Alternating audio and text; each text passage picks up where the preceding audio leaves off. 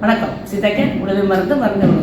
காலை உணவு பிரேக்ஃபாஸ்ட் எவ்வளோ முக்கியம் அப்படிங்கிறத இன்றைக்கி பார்க்கலாமா? அது தவிர்க்கிறதால எவ்வளோ பிரச்சனைகள் நம்ம வருது அப்படிங்கிறதையும் பார்க்கலாம். இங்கிலீஷில் சொல்கிறோம் இல்லையா பிரேக்ஃபாஸ்ட் அப்படின்னு. முதல்ல நைட்டு சாப்பிட்டது 12 hours 8 hours சாப்பிடாம இருந்து நம்ம அந்த ஃபாஸ்ட், அதாவது அந்த சின்ன விரதத்தை வந்து டெய்லி நம்ம பிரேக் பண்ணுறோம். அதுதான் பிரேக்ஃபாஸ்ட். காலை உணவு எவ்வளோ முக்கியம் அப்படின்னா, நம்ம 8 மணி நேரம் சாப்பிடாம இருந்து சாப்பாட்டுக்காக நம்ம வயிறு நிறைய ஆசிடை சுரந்து கரெக்டாக ரெடியாக இருக்கும். காலையில் ஸ்கூலுக்கு போகிற குழந்தைகளும் சரி, வேலைக்கு போகிற ஆண்கள் பெண்களும் சரி, இந்த வேலை பலுவில் வந்து கடகடன்னு சாப்பிடாம போயிட்டு எல்லாருமே டிஃபன் பாக்ஸை எடுத்துகிட்டு ஓடிடுறோம். ஆனால் அது ரொம்ப தவறான விஷயம். முக்கியமாக மாணவர்கள் ஸ்கூலுக்கு போகிற குழந்தைகள் வந்து சாப்பிடாம அவங்க போயிடுறதால அவங்களுக்கு அங்கே போனோடனே அந்த சுறுசுறுப்பு குறைஞ்சிருது, எனர்ஜி கிடைக்காம போயிடுது. அவங்க சொல்லிக் கொடுக்குறது இன்ட்ரெஸ்ட்டாக அவங்களுக்கு கவனிக்க முடியாமல் போயிடுது. மெமரி கொஞ்சம் கொஞ்சமாக, நினைவாற்றல் கொஞ்சம் கொஞ்சமாக கம்மியாகுது, பார்வை கம்மியாகுது, போர்டில் எழுதி போடுறது அவங்களால கான்சன்ட்ரேட் பண்ணி பார்க்க முடியறதில்ல, ரத்த சோகை அதிகமாகிடுது. இது வந்து ஒரு ஆய்வு சொல்லுது. அதே மாதிரி ஆஃபீஸ் கோயர்ஸ், ஆண்களும் சரி பெண்களும் சரி, அங்கே போய் அவங்களால கரெக்டாக வேலை பார்க்க முடியல. அவங்களுக்கு வந்து எனர்ஜி கொடுக்கறதுக்காக இன்சுலின் அதிகமாக சுரந்து அவங்களுக்கு கிட்டத்தட்ட 20% பேருக்கு வந்து நிறைய பிபியும் சுகர் வரதுக்கு காரணம் காலையில் பிரேக்ஃபாஸ்ட்டை ஸ்கிப் பண்ணுறதால மட்டும்தான் அப்படிங்கிறது இன்னொரு ஆய்வு சொல்லுது. இப்போ பிரேக்ஃபாஸ்ட் எவ்வளோ முக்கியம் அப்படிங்கிறது தெரிஞ்சுக்கணும் இல்லையா?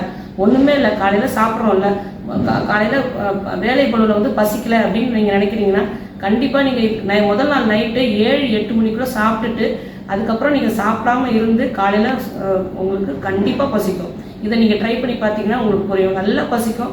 எடுத்த உடனே உங்களுக்கு சூடாக ஒரு பானம் குடிக்கணும் அப்படின்னு நீங்கள் நினச்சிங்கன்னா கண்டிப்பாக அது வந்து டீ காஃபி இல்லாமல் வெதப்பான தண்ணியில் ஒரு ஸ்பூன் தேன் கலந்து குடிச்சிடலாம்.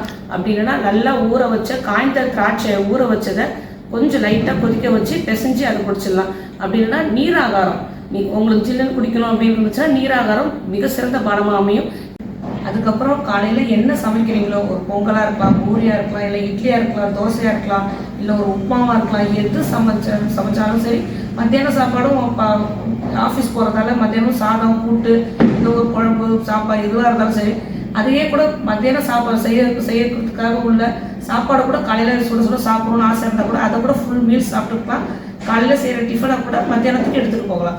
ஆனால் காலையில் எவ்வளோ சாப்பிட முடியுமோ ஃபுல்லாக நல்ல balance diet, carbohydrates, fat, vitamins, minerals கலந்த எல்லா சீரான ஒரு நல்ல உணவு, புரோட்டீன் கலந்த நல்ல உணவு எது வீட்டில் செய்கிறீங்களோ அது உங்களுக்கு பிடிச்சிருக்கோ அழகாக காலையில் ஃபுல்லாகவே சாப்பிடலாம். ஏன்னா அன்றைக்கி ஃபுல்லாக நம்ம ஒர்க் பண்ணுறதுக்கு காலையில் பிரேக்ஃபாஸ்ட்டை ஸ்கிப் பண்ணால் நல்ல உடல் சோர்வு வரும், கோபம் வரும். இது எல்லாம் தவிர்க்கணும் அப்படின்னா காலையில் வீட்டில் என்ன செய்கிறோமோ அதை உங்களுக்கு பிடிச்சதை செஞ்சு ஃபுல்லாகவே சாப்பிட்டுட்டு டிஃபனை கூட மத்தியானத்துக்கு எடுத்துகிட்டு போயிட்டு, ஏன்னா அது ஆயிடும் இல்லையா எப்படியும் உங்களுக்கு, அதனால் மத்தியானத்துக்கு எடுத்துகிட்டு போயிட்டு அதை ஆஃபீஸ்லேயோ மாணவர்கள் வந்து ஸ்கூல்லேயோ சாப்பிட்டுக்கலாம்.